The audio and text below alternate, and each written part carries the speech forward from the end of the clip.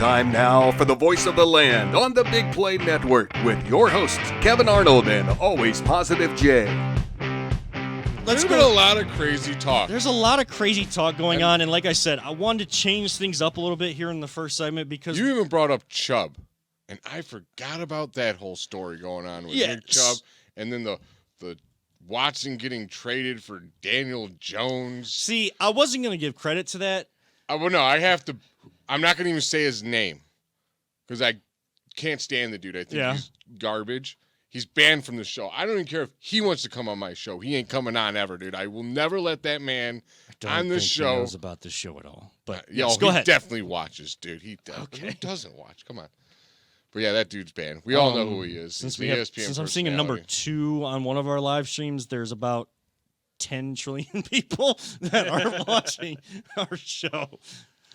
Yeah, and then people talking about now the Browns cutting Nick Chubb for salary cap. Like, no, they're just going to restructure his deal, add on probably a couple more years, give him a big fat bonus, so it's all gravy. So Nick Chubb ain't going nowhere. Let's all stop freaking out about it. So let's start there, because people bringing up that conversation, they're bringing it up because a lot of fans, like, we're fanatics for a reason. We don't. Yeah, we're crazy. The whole part of sports being a business, we know that deep down, but that goes by the wayside when you have that player that you absolutely love, that you feel is the heart and soul of the team.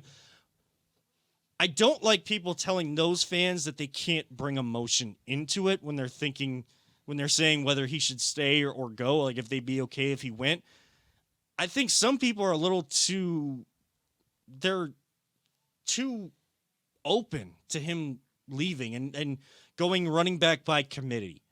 And to me, it doesn't make any sense because, yeah, we can get emotional about the guy, but saying he's the heart and soul of the team isn't just a fan take. That's a team take. I guarantee you they will say it. That's real.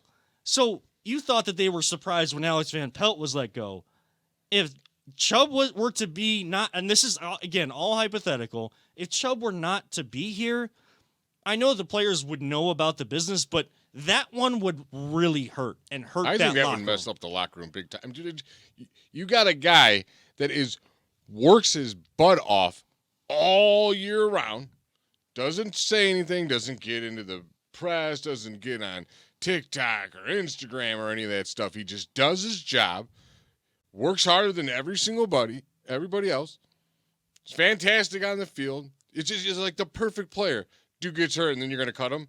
What does that say to your other teammates? Like, dude, I get hurt, they're just going to let me go? Like, this dude did every single thing in the world right. He's the entire fan base's probably favorite player, and they let him go?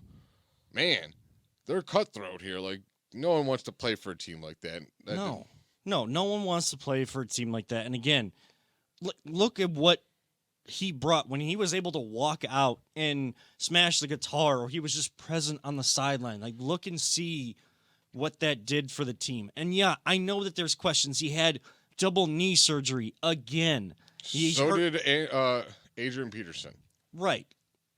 Who's got, like, that dude?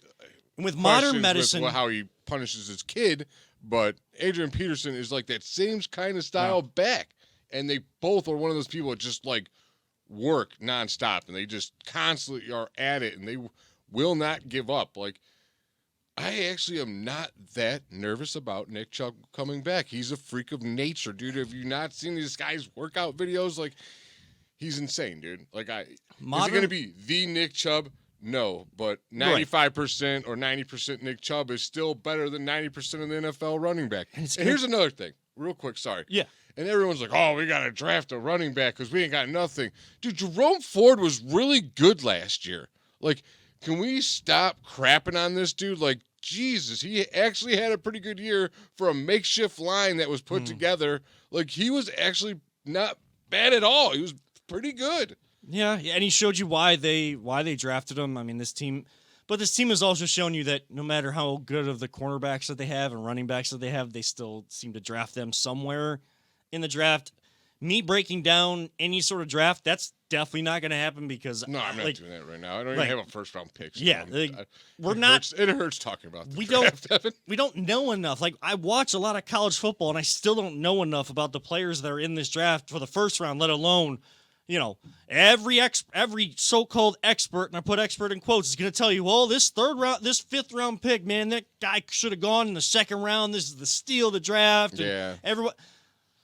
This is why we're only spending so much time on the Browns, because it is the offseason. Is the draft combine coming up? Yeah, they're going to have to do a deep dive into these players because, again, their first pick isn't until the second round if they actually keep it, which they haven't done. They've made us wait longer and longer. Can we do a draft show 2. again when we get we have to do a draft show again when we did our first round pick back. Oh, yeah. That was so fun. Yeah, we'll do that. That was a blast. Yeah, we had so many guests on there and everything. That so, was we'll do that again. That was a lot of fun. We have like a year and a half to plan for that. So awesome. we Perfect. got plenty of time. Awesome.